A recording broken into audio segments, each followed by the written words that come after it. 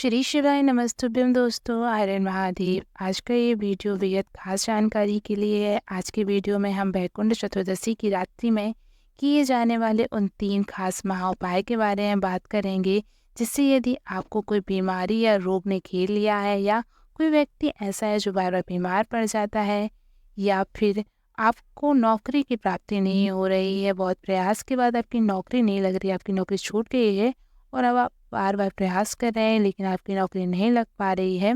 तो और तीसरा उपाय, यदि आपको दमा और श्वास जैसी सांस से संबंधित कोई बीमारी है तो उसके लिए है। तो आज का ये वीडियो बेहद ही खास जानकारी के लिए है। वैकुंठ चतुर्दशी की रात्रि कोई साधारण रात्रि नहीं होती, क्योंकि इस रात्रि में श्री हरि से मिलने स्वयं महादेव आते हैं। श्री हरि अपनी 4 महीने की योग निद्रा से जागते हैं। फिर वैकुंठ चतुर्दशी की रात्रि ही वह रात्रि है जिस रात्रि में महादेव श्री हरि से मिलने आते हैं। इसीलिए इस रात्रि को हरि हर मिलन की रात्रि के रूप में भी मनाया जाता है। तो आइए जानते हैं उन उपाय के बारे में। इससे पहले यदि आप हमारे चैनल पर नए हैं तो चैनल को सब्सक्राइब कर लीजिए और वीडियो पसंद आए तो उसे लाइक और शेयर जरूर कीजिए। ये तीनों जो उपाय आज की वीडियो में हम आपके लिए लेकर आए हैं, ये तीनों ही उपाय आपको मध्य रात्रि में करना है, अर्थात रात्रि के 11 बजे के बाद आपको ये उपाय करने हैं। पूछिए गुरुजी ने इन उपायों को करने का सही समय रात्रि के 11 बजे से रात्रि के 12:30 बजे तक का समय बताया है कि इस समय के बीच में आप ये उपाय करेंगे तो आपको बेहद लाभ होगा। और यदि किसी कारण से आप इतने समय नहीं रुक सकते, आप पहले ही सो जाते हैं, तो सोने से पहले आप 10-11 बजे भी ये उपाय कर सकते हैं। पहला उपाय रोग मुक्ति के लिए। यदि कोई व्यक्ति बार बार बीमार पड़ जाता है, उसकी एक बीमारी खत्म होती है और दूसरी बीमारी शुरू हो जाती है, आप उस व्यक्ति का इलाज करवा करवा कर परेशान है लेकिन वह व्यक्ति स्वस्थ ही नहीं रहता, बार बार बीमार पड़ जाता है, तब पूजनीय गुरुजी ने उस व्यक्ति के लिए उपाय बताया है। तो इस उपाय के लिए आपको वैकुंठ चतुर्दशी की रात्रि में 11 बजे से लेकर 12:30 के बीच में ये उपाय करना है। इसके लिए आपको 7 काली मिर्ची चाहिए होंगी, 5 लौंग और 5 बबूल के कांटे। यदि आपके पास बबूल के कांटे ना हो तब आप इसकी जगह पर गुलाब के कांटों का भी प्रयोग कर सकते हैं। इन तीनों सामग्री को इकट्ठा कर लीजिए और उसके बाद आप एक लाल कपड़ा ले लीजिए, कोई भी लाल कपड़े का टुकड़ा छोटा सा ले लीजिए और उसमें इन तीनों सामग्री को रख कर एक पोटली तैयार कर लीजिए। फिर इस पोटली को, जो भी व्यक्ति बीमार है, जो बीमार रहता है बार बार या बार बार बीमार हो जाता है, उस व्यक्ति के ऊपर से इस पोटली को आपको 21 बार क्लॉकवाइज उतारना है।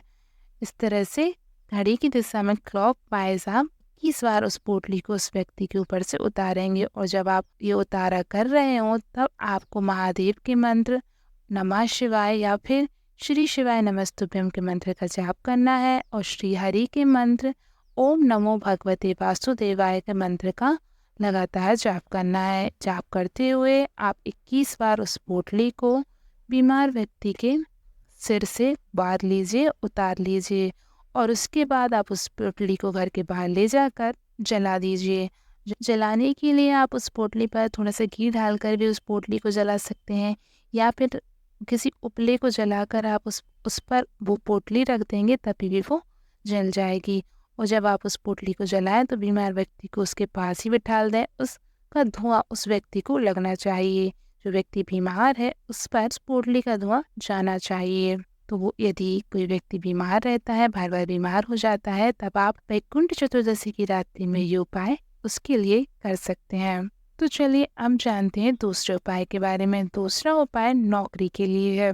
यदि बहुत प्रयास के बाद भी आपकी नौकरी नहीं लग पा रही है, आप बहुत परेशान हो गए हैं अपनी नौकरी के लिए, तो आप वैकुंठ चतुर्दशी की रात्रि में रात को 11 बजे से लेकर 12:30 के बीच में इस उपाय को कर सकते हैं। इस उपाय को गुरुजी ने किसी भी नदी या तालाब की किनारे पर बैठकर करने के लिए कहा है। यदि आपके आसपास कोई नदी या तालाब नहीं है तब आप अपने घर में भी उपाय कर सकते हैं। तब आप अपने घर पर ही एक तांबे के कलश में जल भरकर अपने पास रख लें, वहीं बैठ जाएं और ये उपाय कर सकते हैं। इसके लिए आपको एक कमलगट्टी की आवश्यकता होगी और आपने जो कलश का जल भरा है वो भी, और 7 घी के दीपक चाहिए होंगे और एक दीपक चौमुखी सरसों के तेल का जलाना होगा।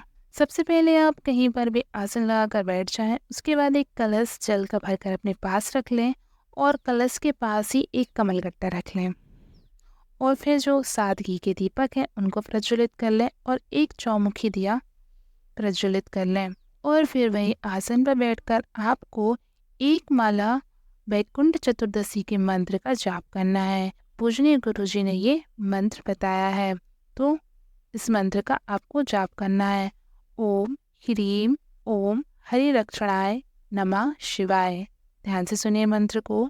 ओम ह्रीम ओम हरि रक्षणाय नमः शिवाय। आपको ये मंत्र स्क्रीन पर भी दिख रहा होगा, आप इसको नोट कर लें। ये वैकुंठ चतुर्दशी का मंत्र है। इस मंत्र का एक माला वहीं बैठकर आपको जाप करना है और वो जो कमलगट्टा आपने तांबे के कलश के पास रखा है उस कमलगट्टे को अपने पास रख लें। जब भी आप कोई इंटरव्यू देने जाएं या फिर किसी परीक्षा का फॉर्म भरें या आप नौकरी के लिए अप्लाई करें, तब उस वक्त उस कमलगट्टे को अपने पास रखें। इससे आपको आपकी नौकरी में सफलता प्राप्त होगी। तीसरा उपाय, यदि आपको दमे या श्वास के संबंधित कोई भी बीमारी हो, सांस से संबंधित जो बीमारी होती हैं उन बीमारियों के लिए, इसके लिए आपको 7 लौंग एक पीपल के पत्ते पर रखना है। ये उपाय आपको घर के बाहर करना है। अपने घर के मुख्य द्वार के बाहर आप ये उपाय कर सकते हैं। इसके लिए आपको 7 लौंग एक पीपल के पत्ते पर रखना है और 5 घी के दीपक जलाने हैं। ये जो आप दीपक लेंगे, जो घी के दीपक लेंगे, उन घी के दीपकों में गोलबाती का इस्तेमाल करें।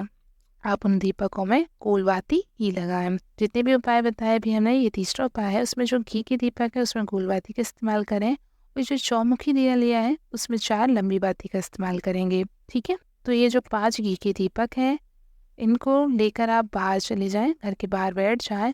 वहाँ पर पीपल के पत्ते पर 7 लौंग रखकर ये 5 घी के दीपक प्रज्वलित कर 11 बार या फिर 21 बार आपको वैकुंठ चतुर्दशी के उस मंत्र का जाप करना है। ओम ह्रीम ओम हरि रक्षणाय नमः शिवाय।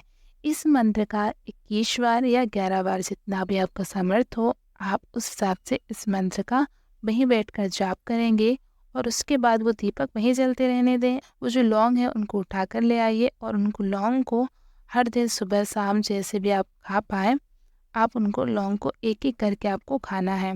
गुरुजी ने कहा यदि 7 लौंग, आप इस उपाय में 7 लौंग भी ले सकते हैं और 11 या 21 लौंग भी ले सकते हैं। जितनी भी आप खा सकते हो उतने लौंग आप ले सकते हैं। तो यदि आपको दमा या श्वास से संबंधित कोई भी बीमारी है तब आप ये उपाय कर लें।